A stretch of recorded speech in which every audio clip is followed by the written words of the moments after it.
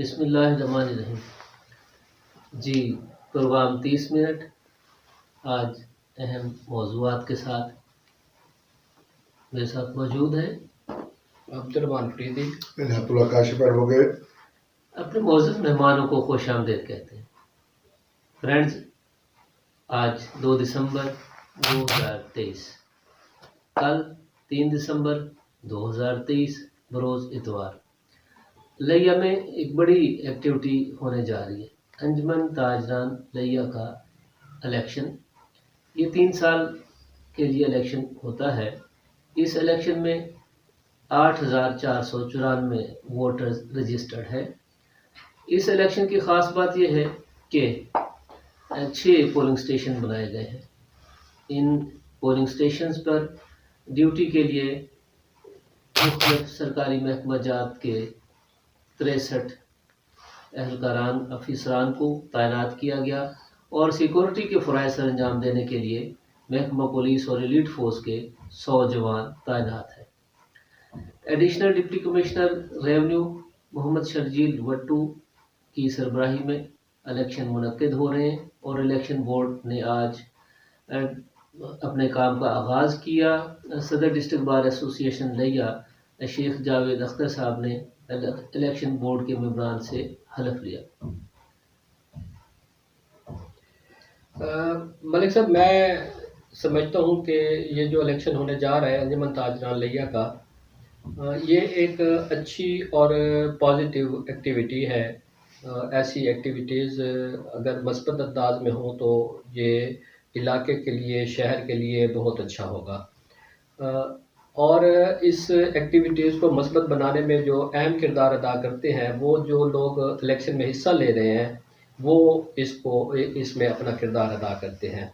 अब अगर उनको देखा जाए तो पोलिंग स्टेशन के बाहर जो उनके कैंप लग रहे हैं, वोटर्स को वहाँ इकट्ठा करने के लिए हक़ राय दही, जब ताजर आएगा अपना हक़ राय दही इस्तेमाल करेगा तो उसके लिए वो अपना पोलिंग स्टेशन के बाहर अपने अपने कैंप लगा रहे हैं। अब कैंप जो लग रहे हैं तो ज़ाब्ता इखलाक के मुताबिक जितने फासले पर वो कैंप लगने चाहिए, मैं समझता हूँ कि सबसे पहली तो ज़ाब्ता की खिलाफ वर्जी यही है कि वो कैंप उस ज़ाब्ता इखलाक जारी किया गया है उसके मुताबिक वो कैंप नहीं लग रहे। वो बिल्कुल पोलिंग स्टेशन के नज़दीक तरीन कैंप लग रहे हैं। इसी तरह बाकी अगर दीगर चीज़ें देखी जाएँ तो ज़ाब्ता इखलाक भी जो है आज मिला है इनको, जो इलेक्शन लड़ने वाले हजरात हैं उनको, तो ये भी देखना चाहिए। दूसरा, जो इलेक्शन बोर्ड के मेंबरान हैं, जो ड्यूटी सर अंजाम देने वाले अमला है, उन्होंने भी आज उनकी ट्रेनिंग का सेशन हुआ। उस ट्रेनिंग में उनको बताया गया और उनसे हलफ भी लिया गया। हलफ क्या, जो इलेक्शन बोर्ड है जिसके सरबराह शर्जील वट्टू साहब हैं और जिसके सेक्रेटरी जो है डीओ इंडस्ट्री साहब हैं और बाकी 6 मेंबरान हैं, क्या उन्होंने भी इस इलेक्शन को साफ शफाफ कराने का हलफ दिया है किसी को? ये भी तो देखें ना जी, ये है अहम तरीन बात। वो अमले से हलफ ले रहे हैं जिसने करना कुछ नहीं है। अमले के पास लिस्ट होती है, लिस्ट के मुताबिक जो बंदा आता है वो अपना पर्ची उसके पास होती है, फिर वो पोलिंग एजेंट के पास जाता है, फिर अमले के पास जाता है, अमला उसे वेरीफाई करता है, वेरीफाई करने के बाद वो अपना हक़ राय दही इस्तेमाल करता है। अमले ने क्या करना है? अमले के पास तो कुछ नहीं है। जब रिजल्ट मेंटेन होगा उस वक्त की जो बातें हैं वो उसके ऊपर गौर व फिक्र करना चाहिए ना, ये बात है ना असल। तो मैं समझता हूँ कि ये अच्छी एक्टिविटी है, होनी चाहिए ऐसी एक्टिविटी, लेकिन इस एक्टिविटी पर जो है वो थोड़ा बहुत जो है ना गौर व खोज भी करना चाहिए। और दूसरी जो बात है पोलिंग स्कीम की, पोलिंग स्कीम में बहुत से फायदे हैं, क्योंकि मैं भी साबका जितने भी अंजुमन ताजरान के इलेक्शन हुए हैं, मैं उस इलेक्शन कमेटी का मैंने सेक्रेटरी के फ़राइज़ सर अंजाम दिए हैं उन इलेक्शन कमेटीज़ में। तो इलेक्शन पोलिंग स्कीम में जो है ना बहुत से फायदे हैं जी। आपके तजर्बे से हम फ़ायदा उठाते हैं, मगर कुछ देर के बाद इनायतुल्लाह काशिफ साहब, प्लीज़ आप इस बारे में थोड़ा सा इनपुट हमें दीजिए। हाँ बिल्कुल, अंजुमन ताजरान का जो इलेक्शन है बड़ी पॉजिटिव एक्टिविटी है। तमाम ताजर इसमें बढ़ चढ़ के हिस्सा ले रहे हैं। ताजरों के ग्रुप, उनके हिमायती तमाम लोग, शहरियान भी बड़े पैमाने पे इसमें मुलविस हैं और एक बड़ी पॉजिटिव सेहतमंद एक्टिविटी जो है वो हो रही है। इसमें कोई दूसरी राय नहीं है। जहाँ तक है इलेक्शन प्रोसेस का, तो इलेक्शन प्रोसेस के हवाले से जो मैं तहफ़्फ़ुज़ का इज़हार करूँगा वो मलिक साहब कुछ यूँ है कि टोटल जो है 6 पोलिंग स्टेशन तरतीब दिए गए हैं जी। उन 6 पोलिंग स्टेशन में जो पहला पोलिंग स्टेशन है वहाँ पर 1425 वोट है, दूसरे पोलिंग पर जो है 1204 वोट है। ये नाम क्या है जी पोलिंग स्टेशन का? ये पोलिंग स्टेशन का नाम इन्होंने जो है पहले पोलिंग स्टेशन का नाम है polling station number 1 government girls high school canal colony लिया, जहाँ पर 1425 वोटर अपनी राय दही जो है वो करेंगे।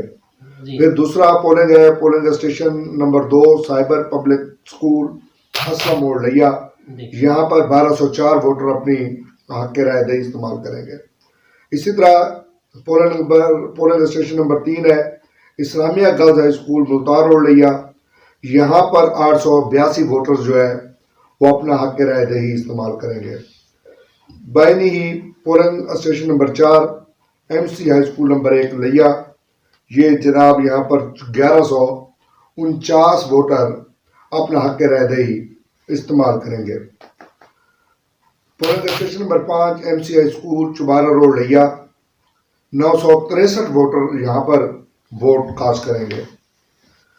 पोलिंग स्टेशन नंबर 6 लिया पब्लिक स्कूल बॉयज विंग लिया, यहाँ पर 2870 वोटर अपना हक के राय दही इस्तेमाल करेंगे।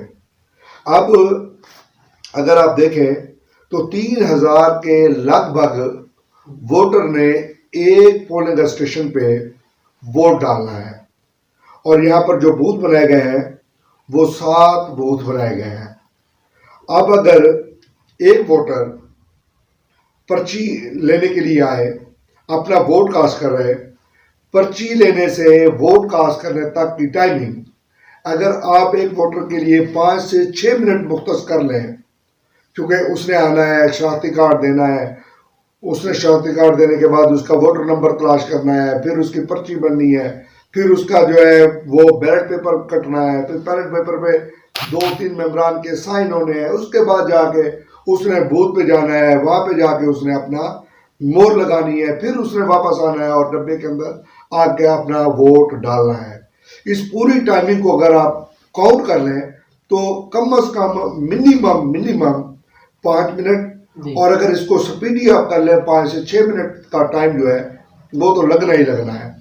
अब एक स्टेशन पे 7 बूथ और 7 बूथ पे 2870 वोटर जब वोट इस्तेमाल करेंगे, और ये वो पोलिंग स्टेशन है जहाँ पे हमेशा कोई ना कोई वाकया, झगड़ा, लड़ाई, मामला लोगों का सेंसिटिव स्टेशन है, और यहाँ पर आपने सारे के सारे शहर का आधा वोट जो है वो आपने डाल दिया है। 8500 की वोटर लिस्ट टोटल है, उसमें से 3000 का आपने एक बूथ बना दिया है। कौन सी लाजत, कौन सी दानिशमंदी है यार। समझना चाहिए था कि साथ ही आपके पास DPS गर्ल्स वहां पर मौजूद है, थोड़े से फासले पे, वहां पर आप आधे वोट 1400 के लगभग वोट वहां पर आप ले जाते, 1400 के लगभग आप वोट यहाँ पे ले आते, 2 हिस्सों में तकसीम कर लेते।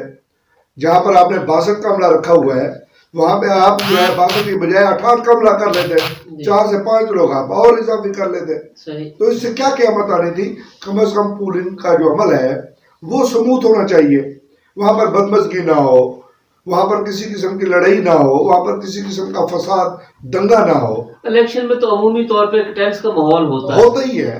देखें ना मलिक साहब, मैं जो समझता हूँ ना इस पोलिंग स्कीम में जो गलतियां हैं, अब जी आप सही फरमा रहे। एक पोलिंग स्टेशन जिसमें 882 वोट है, दूसरे पोलिंग स्टेशन पे 1149 वोट है, तीसरे पे 1204 वोट है, चौथे पे 1425 वोट है, एक पर 963 वोट हैं और एक पर 2870 वोट 70 हैं। वोट। मलिक साहब अब चलो ये तो इन्होंने ये कर दिया ना। दूसरा जो इसमें सबसे बड़ी जो गलती मैं समझ रहा हूँ, जी। मैं देख रहा हूँ, अब मोहल्ला फैजाबाद के जो वोटर हैं, हक राय दही इस्तेमाल करने वाले जो दुकानदार हैं, हाँ जी, आधे वो एमसी स्कूल लिया में जाएंगे और आधे वो इस्लामिया हाई स्कूल में जाएंगे। ये पूछते रहेंगे भी उसका वोट कहाँ है, कहाँ है? देखे ना भाई, एक साइड का जो वोटर है उसको एक ही जगह पे रखे ना।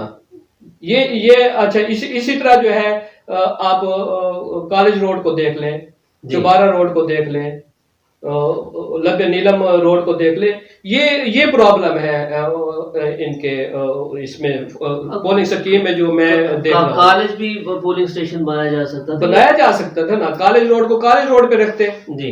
भी। देखे ना, मलिक साहब, टीटीए कॉलोनी को, हाउसिंग कॉलोनी को, लबे नीलम रोड के तमाम लोगों को करीब ये पड़ता था हाँ जी। कि आप गवर्नमेंट कॉलेज बॉयज को वहाँ पे आप रख देते हैं, आधा वोटर आपका यहाँ पे देखे ना कंफर्ट हो जाता है। लैया मैनर को जो है आप गर्ल्स डीपीएस गर्ल्स विंग में पोलिंग स्टेशन बना देते। देखिए 5 पोलिंग स्टेशन जो हैं वो 1000 वोटर्स के राउंड अबाउट कायम है, ठीक है ना जी। 900, 800, 1100, हाँ जी। एक पोलिंग स्टेशन पे 1400 वोट है, ठीक है ना जी। और एक पे 3000 है। 3000 है। ये तो खुद ब खुद ये जो है ना बदमजगी पैदा करने का ये प्लानिंग है। ये गलती हो गई है या कोई शौरी प्रोग्राम है। भारत शेख साहब, आप as a lawyer, as a political worker, मैं शौरी गलती तो नहीं कहूंगा जी, मैं ये कहूंगा कि ये 7 हुआ है इनसे, क्योंकि हम जो है वो किसी पे अपने प्रोग्राम के जरिए किसी पे जबरदस्ती इस बात को नहीं कर सकते कि किसी ने कोई इसमें शौरी गलती की है या शौरी बदयांती की है। 7 अगर ऐसा हुआ है तो इसको मैनेज किया जा सकता है मलिक साहब जी। ऐसे ये नहीं है कि ये मैनेज ना होने वाली चीज है। आपने खुद ही एक पैटर्न बनाया ना। 882 पोलिंग वोटर्स का एक पोलिंग एक स्टेशन पोलिंग आपके स्टेशन। पास है, 963 वोट मैं का सब दूसरा इनको पोलिंग स्टेशन 2 पोलिंग स्टेशन और बन जाते हैं, एक काले रोड पे बन जाता है, एक डीपीएस गर्ल्स विंग में बन जाता है बस। और ये 3 वोटर जो है आपके 3000 को आप 1,000 रुपए पे 1,000 पे ले जाते जी। हैं, यानी 950 वोटर जो है वो एक बूथ पे एक पोलिंग पे आ जाता और बेहतरीन तरीके से जो है ना ये पोलिंग मैनेज हो जाता है, स्मूथली ये स्मूथली हो मलिक सकता है। साहब, बात ये है कि 9 लाख रुपया नामजदगी फार्म की फीसें ये इलेक्शन कमेटी ने वसूल की है जी। वसूल किया। उसके बाद अब मेरी मालूमात ये है 1-1 लाख रुपया फी ग्रुप दोबारा उनसे कहा गया है कि पैसे 1-1 लाख रुपया जमा कराएं, तो पैसे कम हो रहे हैं। चलो अखराजात अगर आ रहे हैं तो फिर मैनेज भी तो उसी तरीके से होना चाहिए ना। 12 लाख रुपया कोई कम पैसे नहीं है। दुरुस्त बात है। 12 लाख रुपया बहुत ज्यादा अमाउंट है। हमने तो जब हम इलेक्शन कराया करते थे तो उस वक्त तो इतनी ज्यादा फीसें भी नहीं होती थी और मैनेज भी हो जाता था। वोटर कम होते होंगे ना, वो वोटर 6-7 हजार तो उस वक्त भी वोटर थे। उस वक्त भी 7000 वोटर थे और हाँ जी। अब जो है 2000 का इजाफा 2000 का इजाफा हुआ है ना। तो फिर बूथ भी तो उसी हिसाब से बढ़ा देने चाहिए। अच्छा, फिर मलिक साहब जो इनकी वोटर लिस्टें बनी हुई है ना जी, वो हल्का वाइज बनी हुई है। सही, उन वोटर लिस्टों को तकसीम किया जाता। दुरुस्त है। ये वोटर लिस्ट तो शायद अब भी हल्का वाइज बनाई गई देखे है ना, हल्का वाइज है ना जी। अब फैजाबाद मोहल्ला का जो आधा वोटर है वो एमसी स्कूल जाएगा, आधा वोटर इस्लामिया हाई स्कूल जाएगा। और इस्लामी स्कूल वाले के पास वहां तो काफी उसको सफर करना पड़ेगा। सफर है, दुकान है, दुकान बंद कर दी है, जाना है तो ये खासा मुश्किल होता है। दुकानदार के लिए खासा मुश्किल होता है। और जितना करीब उसके बनाया जाता सहूलत पैदा कर दी जाती। जी, अब अस्पताल रोड, हाउसिंग कॉलोनी यस, या ये आपका जो है ये टेक्निकल कॉलेज वाली रोड, लबे नीलम, इनको सबसे करीब तरीन गवर्नमेंट डिग्री कॉलेज बॉयज पढ़ता था। जी यस। या तो टेक्निकल वहाँ एक पोलिंग स्टेशन बना दिया वहां जाता। बन जाता तो कितनी देर में इन्होंने जो है वो वहां पे वोट डाल देना था। जगह वसी, चीजें वसी, हर चीज वसी।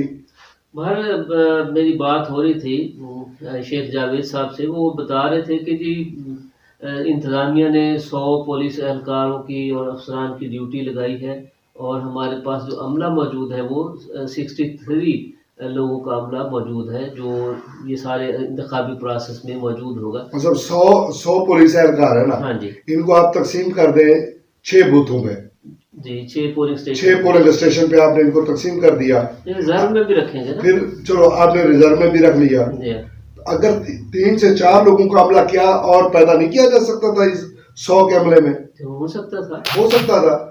जाहिर करने है वाली बड़ी एक्सरसाइज है ये। करने वाली भी लोग होनी चाहिए ना मलिक साहब, करने वाली भी होनी चाहिए। चलिए ये तो शेख साहब हो गया। बाहर इसमें आपका इनपुट आ गया कि जी जो पोलिंग स्टेशन है उसकी तादाद को अगर बढ़ा दिया जाता तो यकीनी तौर पर उसमें एक स्मूथली और एक रिदम ज्यादा बेहतर बहरहाल अब बदमज़गी का खदशा जो है बहरहाल मौजूद है, मौजूद ये है। बात ज़हन में और रखनी चाहिए तमाम लोगों को। हम दुआ करते हैं कि कोई ऐसी अल्लाह करे कोई ऐसी वारदात और ना हो, हम अल्लाह करे ग्रुप सबूत हो लीडरों जाए। से भी गुजारिश करते हैं कि लिये के सुकून और अमन को पेश नजर रखते हुए वो इस प्रोसेस को पूरा मत तरीके से और गुजारें। दूसरी बात मलिक साहब इसमें जो मैं ऐड करूंगा, गुज़श्ता इंतखाबात में हमने देखा है कि इलेक्शन के नतायज को हमारे कैंडिडेट तस्लीम नहीं करते। मगर इस दफा जो इनका इत्तेफाक हुआ कि जी हम तस्लीम करेंगे, इस दफा इनको किसी किस्म की ऐसी बदमज़गी पैदा करने की बजाय जी जो हारे जो जीते जो नतीजा है तमाम ग्रुपों को नतीजा तस्लीम करना चाहिए और उस नतीजे के सामने सर तस्लीम खम करना चाहिए जी एक अच्छे डेमोक्रेट की तरह। ये उम्मीद तो कायम हो चुकी है क्योंकि इंतखाबी अमल में सारे ग्रुप लीडरान मौजूद हैं, ग्रुप्स मौजूद हैं, उनकी मुशावरत से इलेक्शन कमेटी कायम हुई, उनकी मुशावरत से सारा प्रोसेस फिर हुआ। उन ग्रुपों के मेंबरान इलेक्शन कमेटी के मेंबर हैं, वोटर लिस्ट में भी ये सारे ग्रुप जो है वो शरीक हुए और फिर उसके बाद ये सारा प्रोसेस हो गया। उसके बाद इनकी एक जो कैंडिडेट्स हैं उनकी मीटिंग भी हुई और मीटिंग में ये तय पाया कि जी जो भी रिजल्ट आएगा बाकी लोग उसको तस्लीम करेंगे। ये तो बहुत अच्छी बात होगी। अच्छा मलिक साहब यहाँ पर मैं जी ये मुनीर अहमद खोखर साहब हैं, सहाफ़ी हैं, नौजवान बड़े ज़बरदस्त आदमी हैं, लिये शहर से ये प्रोग्राम में शामिल हुए हैं। गुलाम जनानी साहब सीनियर सहाफ़ी हैं और लेजेंड आदमी हैं, ये भी हमारे प्रोग्राम में शामिल हुए, वेलकम करते हैं और इन तमाम को वेलकम करते हैं। और राना सुल्तान महमूद अख्तर साहब लिये डिवीज़न वाले हैं, अब तो लिये डिवीज़न इनकी जो है तो शनाख्त बनती जा रही है, पहचान बन गई है, वो भी हमारे प्रोग्राम में शामिल हुए हैं। इसी तरह नसरुल्लाह शेख एडवोकेट साहब वो भी हमें बराह रास्त जो है वो देख रहे हैं, और जो देखने वाले हैं, कमेंट करने वाले हैं और लाइक करने वाले हैं, शेयर करने वाले हैं, तमाम आप का शुक्रिया। अगर आपका कोई सवाल हो तो आप यहाँ पर अब पुट कर सकते हैं कमेंट बॉक्स में, हम बराह रास्त आपको उन सवाल के जवाब देंगे। इस वक्त प्रोग्राम में शरीक हैं सैयद गज़नफ़र अब्बास शाह साहब, साबिक़ सदर डिस्ट्रिक्ट बार एसोसिएशन लिया, और सनाउल्लाह मलिक साहब, जाफ़र अली साहब भी प्रोग्राम में शरीक हैं। हम तमाम दोस्तों को, व्यूवर्स को वेलकम करते हैं और आपकी शमूलियत पे हम आपका शुक्रिया अदा करते हैं। फरीद साहब, यकीनी तौर पे आप हर रोज़ एक नया प्रोग्राम लेके आते हैं 30 मिनट के दौरानिए में। तो अंजुमन ताजरान के इलेक्शन पे शेख इनायतुल्लाह काशिफ साहब बात कर रहे थे। इस इलेक्शन मुहिम में आपने क्या ख़ास बात देखी जो आप फरमा रहे हैं कि आपको इलेक्शन कराने का तजर्बा है, इलेक्शन बोर्ड के आप जनरल सेक्रेटरी भी बारहा रहे, तो इस इलेक्शन और साबका इलेक्शन में क्या फ़र्क आप देखते हैं? इस इलेक्शन और साबका इलेक्शन में जो मेन फ़र्क जो मैं देख रहा हूँ, इसमें पैसे का बेदरिया इस्तेमाल हो रहा है। जो ज़ाब्ता इखलाक आज दिया गया है उम्मीदवारान को, ये ज़ाब्ता इखलाक जिस दिन उन्होंने नामजदगी फार्म जमा करा दिए थे उस वक़्त दिया जाता, सही, ताकि वो उस ज़ाब्ते के मुताबिक अपनी इलेक्शन कैंपेन को आगे बढ़ाते। ज़ाब्ता इखलाक आज दिया गया है, सुबह इलेक्शन है, ये सबसे बड़ा फ़र्क है। दूसरा पैसे का बेदरिया इस्तेमाल है, ये फ़र्क है। इसमें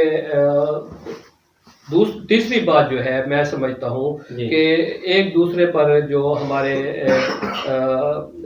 ओहदेदारान हैं, ग्रुप्स हैं, उम्मीदवारान हैं, वो एक दूसरे पर बेदरेर इंतखाबी जलसों के दौरान एक दूसरे पर उन्होंने बिला ज़रूरत उन्होंने एक दूसरे पर कीचड़ उछाले हैं, ज़ाती हमले किए हैं जो कि नहीं होने चाहिए थे। ये साबका इलेक्शन और इस इलेक्शन का जो मैं फ़र्क देख रहा हूँ वो ये है, क्योंकि जो अगर ज़ाब्ता इखलाक पहले आ जाता तो उस ज़ाब्ता इखलाक में लिखा जाता कि भी अगर किसी ज़ाती ताजर काज की तो बात की जाए, अपने मंशूर पर बात की जाए, किसी की ज़ात पर कीचड़ उछाला जाए या किसी के ऊपर ऐसी बिला वजह तनकीद की जाए तो उसके जो है वो रिजल्ट भी रोका जा सकता है और उसका जो है वो भी किया जा सकता है। फरीद साहब से पूछते हैं बाद में। मैं चाहता हूँ कि ज़रा आप इस पे थोड़ा सा कमेंट फरमा दें कि ये शायद वाहिद इलेक्शन है कि जिसमें ज़ाब्ता इखलाक भी इलेक्शन से एक दिन बल्कि एक दिन क्या चंद घंटे पहले जारी किया गया, और उससे हटकर कि पूरे प्रोसेस के दौरान ये इतनी बड़ी एक्सरसाइज है कि पूरा शहर जो है इसमें शरीक इलेक्शन है, को मीडिया को भी कोई ब्रीफिंग हुई है? देखें मलिक साहब, इलेक्शन जो है वो बिलाशुबा एक बहुत अच्छी एक्सरसाइज है जैसे आपने फरमाया है। और जहाँ तक ताल्लुक़ है ज़ाब्ता अखलाक चंद घंटे पहले जारी करना, ऐसा ना होता है न कभी हुआ है, क्योंकि इलेक्शन स्टार्ट होने से कबल ज़ाब्ता अखलाक जारी कर दिया जाता है कि कौन सा उम्मीदवार या उम्मीदवारान कितना पैसा खर्च करेंगे जी। एक दूसरे की ज़ात पे कीचड़ नहीं उछालेंगे, किसी किस्म की जो है वो मैनिपुलेट करने की कोशिश नहीं करेंगे।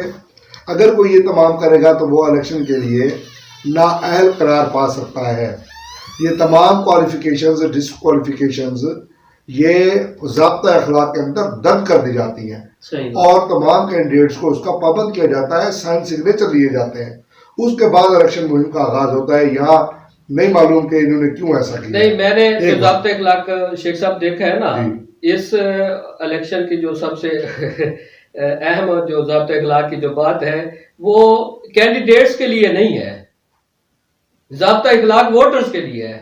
ये तो बहुत अच्छी बात है जी। कि भी वोटर कैसे आएगा, कि भी वोटर ने अपना वोट कैसे कास्ट करना है। वोटर को मैनेज करने के लिए हाँ। ठीक है, आपने वो शिक्के डाल दी हैं, हाँ जी, अच्छी बात है, लेकिन कैंडिडेट्स के लिए बेसिकली तो ज़ाब्ता अखलाक कैंडिडेट्स के लिए होता है कि कैंडिडेट्स ने अपना रवैया इलेक्शन मुहिम में कैसा रखना है।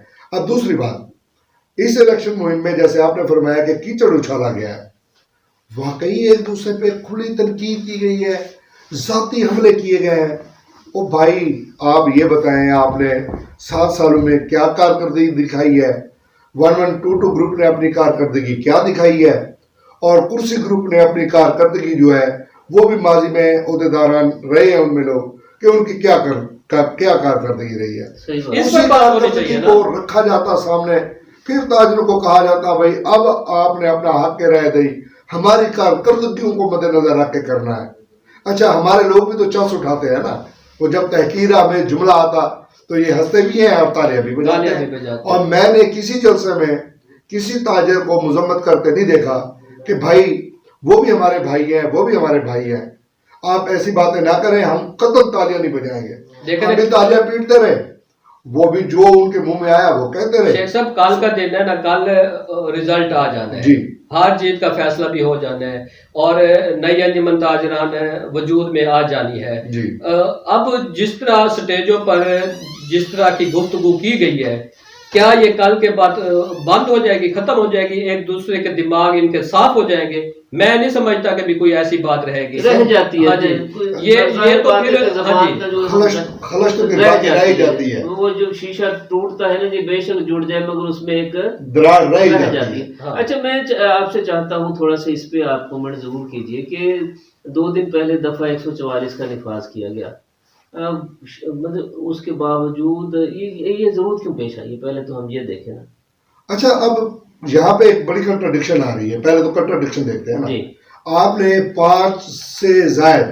5 या 5 से ज्यादा अफराद के इकट्ठा होने पे पाबंदी लगा दी जी, ठीक हो गया। कल इलेक्शन है, अपनी निगरानी में 5 या 5 से ज्यादा लोग तो एक बूथ पे होंगे, तो आपका 104 फिर आपकी निगरानी में हो रहे हैं, फिर आप दफा 144 लगा रहे हैं। और जवाब क्या बनता है? आपकी निगरानी में इलेक्शन है, आप खुद इलेक्शन करवा रहे हैं और फिर 144 का नफाज भी कर रहे हैं कि 5 या 5 से ज्यादा लोग जो है वो मजमा खिलाफ कानून हो जाएगा। क्या मैं नहीं समझ पा रहा मलिक साहब कि इसकी जरूरत क्यों आई।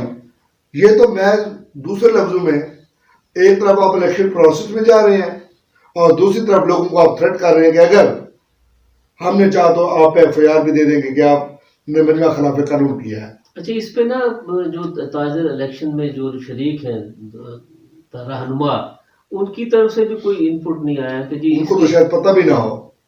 उनको तहकीर आमेज हमलों के अलावा पता किस बात का है, मुझे ये तो बता दें। उनको पता है कि पिछले इस दौरान, इन चंद दिनों में कैंपेन के दौरान ताजरों के साथ क्या क्या बीती है? किसी को पता है? किसी को पता है कि शहरियों के साथ क्या बीत रही है? इन्हें पता है कि 1122 का पेट्रोल जो है या डीजल कम कर दिया गया है और शहरी मुसीबत में आ गए। सर्विस जो है वो इनको पता है? इनको तो पता ही कोई नहीं है। ये फरीद साहब बड़ी अहम बात शेख साहब ने फरमाई है। मलिक साहब, रेस्क्यू 11-22 तो हमने कल भी बात की थी इस पर, रेस्क्यू 1122 के हवाले से।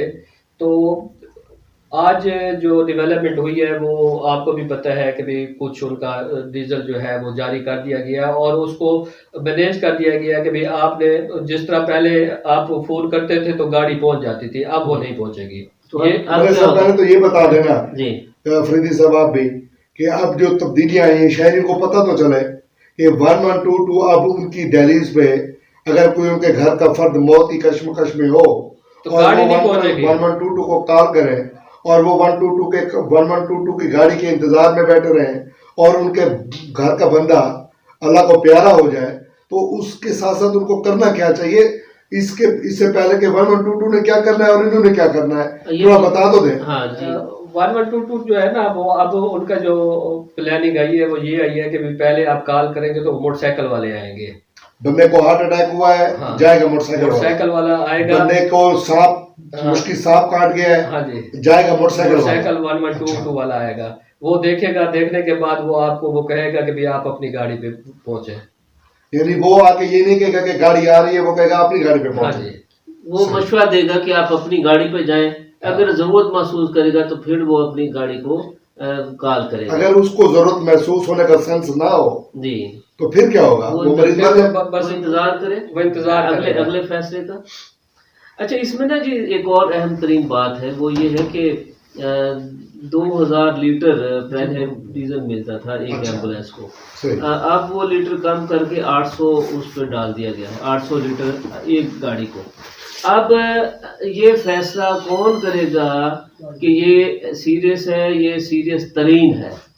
मतलब मैं यही तो अर्ज कर रहा हूँ, एक बंदे का हार्ट फेलियर जो होता है अमूमी तौर पे वो चंद सेकंड लेता है मौत लेने में, ये चंद मिनट लेता है। अच्छा फरीद साहब, आप थोड़ा सा हमें बताएं कि लिया से अगर गाड़ी मुल्तान जाए और उससे वापस भी आना है तो कितना डीजल खर्च आएगा? वैसे बाहर गाड़ी की अपनी कंजम्पशन होती है, कम अज कम बड़ी गाड़ियां हैं। हाँ जी, ये बड़ी गाड़ियां हैं, कम अज कम जो है ना, जो मैं समझता हूँ इस पर 10 से 15 हजार रुपये खर्च आता है इन गाड़ियों पर जी आने जाने के लिए जी। तो क्योंकि वो उनका अमला भी साथ होता है, वो भी होता है, उसको अभी हम साइड में रखते हैं। नहीं, उसके ये भी तो देखें ना, जितना वो सफर करेगी फिर उसका मोबाइल भी तब्दील होना है, उसकी टायर भी यूज होने हैं, ये अखराजात भी तो सामने रखें। अब 24 घंटे में नॉर्मल एक गाड़ी कितना सफर करती होगी? अब तो खड़ी है, नहीं, अब क्या सफर आज से पहले तो 4 दफा भी ये भी जाते हैं। अब शेख साहब हम मिनिमाइज कर रहे हैं जी। एक गाड़ी 24 घंटे में 4 मरतबा मुल्तान गई और महीने में उसने 120 विजिट किए जी, उस पे महीने का कितना खर्च आया? मतलब मुझे ये बता दें, 120 मरीजों को यहाँ से मुल्तान शिफ्ट किया गया जी, उनमें से कितने वो थे जो हेड मोहम्मद वाला पहुंचने से पहले अल्लाह को प्यारे हो गए?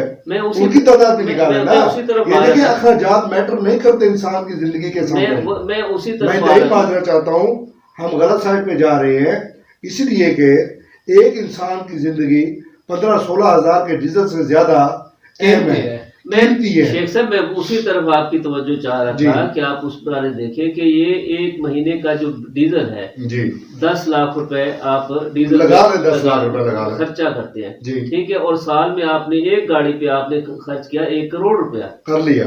1 करोड़ आपने एक गाड़ी पे खर्च किया, और अगर आपके पास 10 गाड़ियां हैं तो आपने कितना खर्च किया? 10 करोड़। अगर आप न्यूरो डिपार्टमेंट DHQ लिया में बनाना चाहें तो उस पे कितना खर्च आएगा? मैं तो ये चाह रहा था, इस पे आप बात कीजिए। सर, ये बात आपकी बजा है। हाँ जी, देखिए, पाकिस्तान में फिर वही बात, रफाकत अली गिलानी साहब ने एक नोटिफिकेशन जारी करवाया जी कि लिया डिस्ट्रिक्ट अस्पताल को हाँ जी 220 बेड से 400 बेड